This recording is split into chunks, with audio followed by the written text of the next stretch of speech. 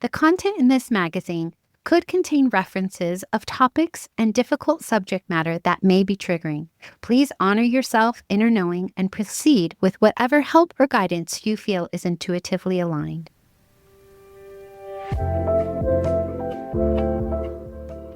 Welcome to Sovereign Magazine Podcast. I'm Nicole George, CEO and founder of Sovereign, and I'm so happy you are here. Today, we are joined by Arin Dosh, our in-house astrologer, who is here to guide us through the cosmic energies of the moon. Arin helps us understand how the celestial rhythms can support our journey to embodying our sovereign selves. Let us dive into what the stars have to share with us today. Keep listening to hear all of the intuitive messages meant for you.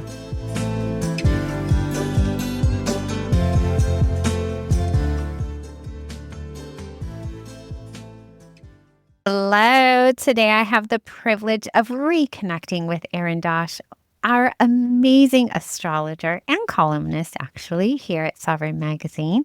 She specializes in traditional and Hellenistic astrology, and her work blends ancient techniques with clear, grounded guidance. She offers natal, horary, and electional readings with a focus on timing, remediation, and meaningful client support.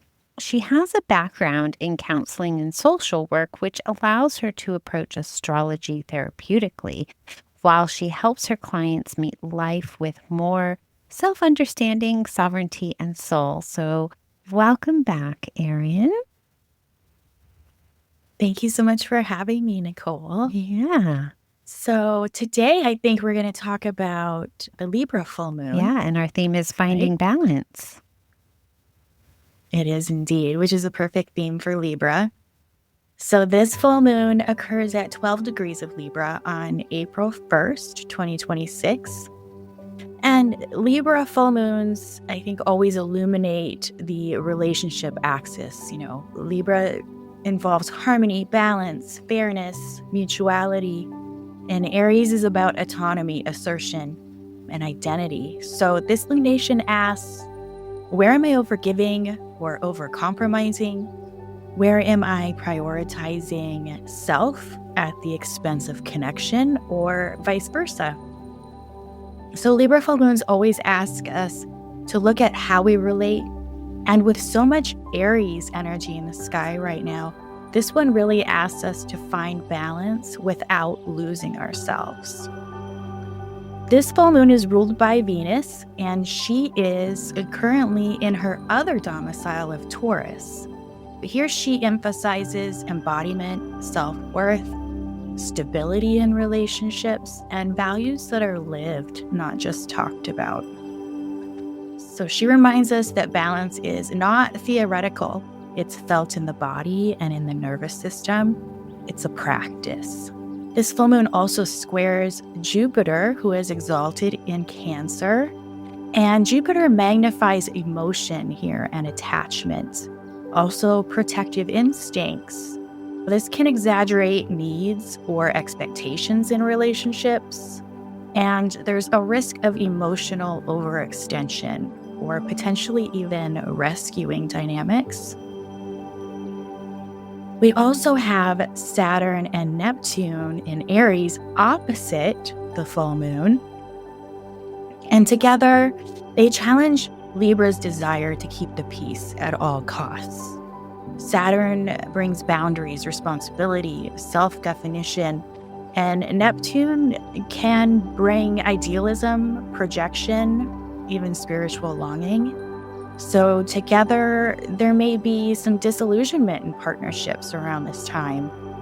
We might be able to see where ideals don't match reality. And the cost of avoiding conflict may become really evident under this full moon.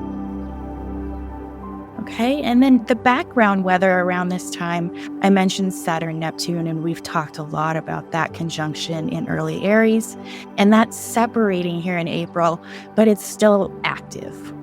And they continue to sextile Pluto, which is a harmonious connection over there in Aquarius.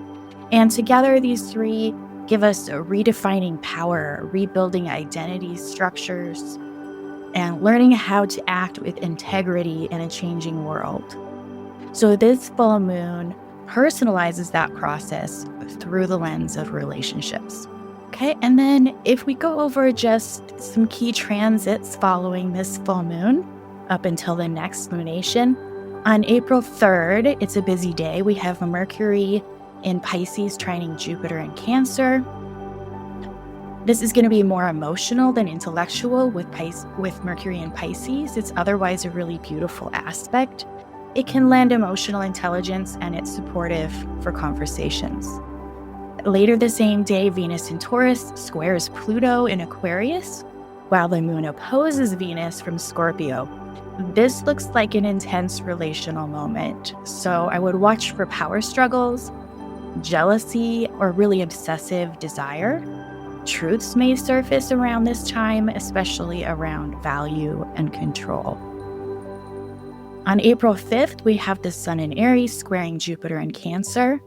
This could lend to overconfidence or emotional excess and tension between personal goals and family or relational obligations. April 8th, we have a Mars at the end of Pisces sextiling Uranus in Taurus. And this brings liberation through action. It's excellent for breaking out of old, outworn relational patterns. On April 9th, Mars enters his fiery domicile of Aries, where he gains dignity. Assertiveness returns. He's more direct in expression. On the 13th, Mars conjoins Neptune. This could be idealistic, but also deeply compassionate, and it's powerful for spiritual or creative pursuits. Also on the 13th, we have Venus in Taurus, sextiling Jupiter in Cancer. These are the two benefic planets making a harmonious aspect, both very well dignified in their signs. So this is one of the most beautiful, really just pleasant and comfortable aspects or days this month. On the 14th, Mercury sextiles Uranus from the end of Pisces and then moves into Aries. I would expect mental breakthroughs, very direct communication, and potentially clearer thinking after the Pisces fog. And then finally on April 16th, Mars in Aries sextiles Pluto while Mercury conjoins Neptune. But this looks like empowered action, insight into unconscious motivations. And words carry weight here, so use them with care. This is best for personal, spiritual, or creative breakthroughs. This lunar cycle really moves from relational tension into clarity and action. By mid-April, we're no longer negotiating, we're deciding. This full moon, I think, reminds us that peace isn't about avoiding conflict. Tension is inherent in relationship, and it's all about how we balance that tension that really matters.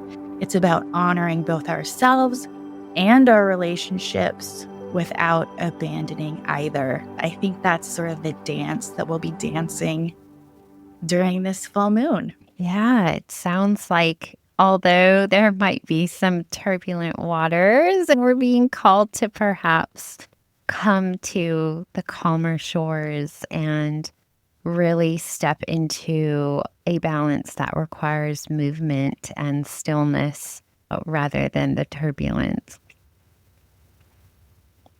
Yeah, I think that's absolutely right. Balance is not necessarily completely still. It requires constant adjustment, right? It really is like a sort of dance. If you ever done tree pose during a yoga practice, that there's like this constant adjustment and oscillation. And I think here under this Libra full moon, there's a focus on reciprocity. And it makes me think about how, reciprocity isn't necessarily everyone giving equal effort or equal responsibility at all times, but it balances out, right? Yeah. So yeah. I think that's the goal under this full moon. I love that you said that. It's not always equal. My husband and I talk about this so much, about how sometimes he's giving 110% because I'm just depleted, right? And then other times I'm the one giving 110% because he's depleted. And we have this beautiful unspoken dance between each other. And so, yeah, I love the reciprocity that it's not always 50-50 or 51-49, right? Or 80-20, whatever the equation is, and that we can find harmony in finding balance in the day to day. And that might be different. So I love this perspective. And I love that we are able to look at the old patterns and release attachments to things and really start to seek some peace in new ways.